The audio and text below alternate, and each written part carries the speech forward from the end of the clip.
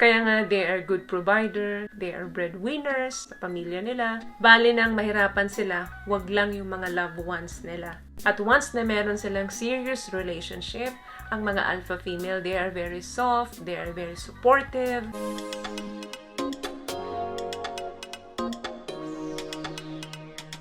And for today's video po, kung nakagawa ako recently ng video about alpha male, of course, gagawa rin tayo dapat ng video about alpha female. So, ano nga ba ang alpha female? Ito po ay isang babae, of course, na may katangian, kadalasang may leadership role. Alpha female is a powerful and successful woman. Karamihan, na i-describe sila na very intimidating sila pagdating sa lalaki at sa babae. So, meaning, kahit mga kapwa niya babae ay nai-intimidate sa kanya. Ganon kalakas yung personality ng mga alpha female. Karamihan sa kanila, irresistible and sexy. So, panoodin mo tong video na to, baka ikaw to. Okay, let's talk about paano mo nga ba masasabi kung isa ka sa alpha female or kung yung partner mo ba is alpha female. Okay, number 1, ang mga alpha female po ay kayang mag-offer ng fearless leadership. Wala silang inuurungan. They are very strong and independent pagdating sa desisyon. So, wala silang boundaries kung ano yung nandyang situation. Mahirap na situation man yan o mas mahirap na situation. Wala silang inuurungan. Parang mga alpha male din po ito. Kaya lang, nasa katauhan ng isang babae. Naniniwala siya na malaki yung magagawa niya sa mundong ibabaw. Kalimitan sa kanila, mga boss, yung mga presidente natin, mga senator nating babae, yan, mga alpha female. Gusto niya, nakakapag-inspire siya ng mga tao.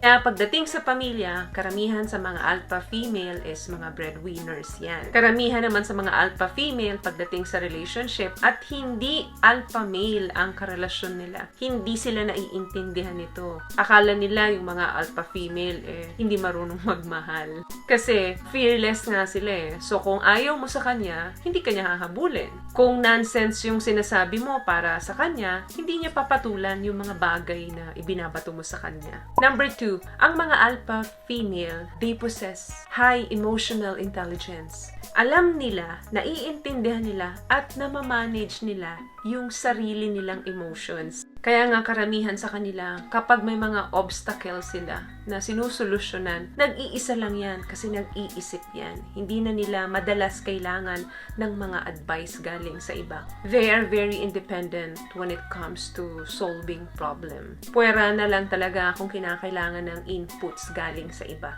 Magagaling na mediator, ang mga alpha females pagdating yan, lalo na sa negosyo at trabaho. Another thing, yung mga alpha female, they are obsessive learners. Kapag meron silang gustong malaman or gustong matutunan, hindi nila yan tatantanan. Kung kinakailangan niyang magbasa ng magbasa or mag-enroll uli para matuto uli at gusto niya, ina-apply niya kaagad yung mga napag-aralan niya na maging experience niya kasi naniniwala siya na mas totoong natuto siya kung sa experience niya iyon na learn. Mas ini-embrace niya yung learning from their challenges. Very positive sila mag-isip. Kapag nagkamali sila dun sa isang desisyon nila, iniisip nila na opportunity yon para mas maging magaling pa siyang tao. Kasi kapag hindi ka alpha female, once na meron kang mga failed decision, ayaw mo na uling umulit. Kasi nga, mabilis kang sumuko. Ang mga alpha female, hindi mo yan mapapasuko ng dahil lang sa isang pagkakamali. Another thing, they are highly ambitious. Very limitless yung mga ambisyon nila. Dumarating na minsan sa point na yung mga ambisyon nila is hindi na nag-i-exist. Pakiramdam niya kasi, kaya niyang i-achieve lahat. At of course, hindi niya ginagawa mag-isa. Naniniwala siya na kapag grupo na gumagawa ng mga bagay na to is mas napapadali. The more na nakakakuha siya ng emotional support from others, mas mabilis niyang maaabot yung mga ambition niya. Kapag natapos niya yung isang goal niya, hahanap na naman siya ng panibagong goal. Hindi siya tumitigil. They always want more. More income, more challenges, more life, and more chances. So, laging on the go ang mga alpha female. Very exceptional kasi yung confidence nila. Last one, ang mga alpha female, very protective yan sa kanilang loved ones, especially sa kanilang magulang or sa anak nila. Akala nung iba, very controlling sila. Pero no, very protective lang talaga sila dun sa mga loved ones nila. They care about people who are close to them and do everything dun sa power nila para lang maproteksyon na nila yun. Ayaw nila talaga hanggat maaari ng mga away sa pamilya o yung mga misunderstanding. Gusto ng mga alpha female, sinusolve agad ito. Hindi nag-i-stay ang mga alpha female sa problema. Instead, nagpo-focus sila sa solution ng problema. Kaya nga, they are good provider, they are breadwinners sa pamilya nila. Bali nang mahirapan sila, wag lang yung mga loved ones nila. Kaya ang palaging pinupromote ng mga alpha female pagdating sa pamilya is harmony. Kung sa iba, very strong siya and independent. When it comes sa pamilya niya, sa mga mahal niya sa buhay, very soft yan. Kaya ang mga alpha female naman pagdating sa relationship, since they are very strong and very independent, they don't need anyone else to complete them. So, kapag may nagmahal sa kanila at minahal nila, bonus na lang talaga yon. At once na meron silang serious relationship,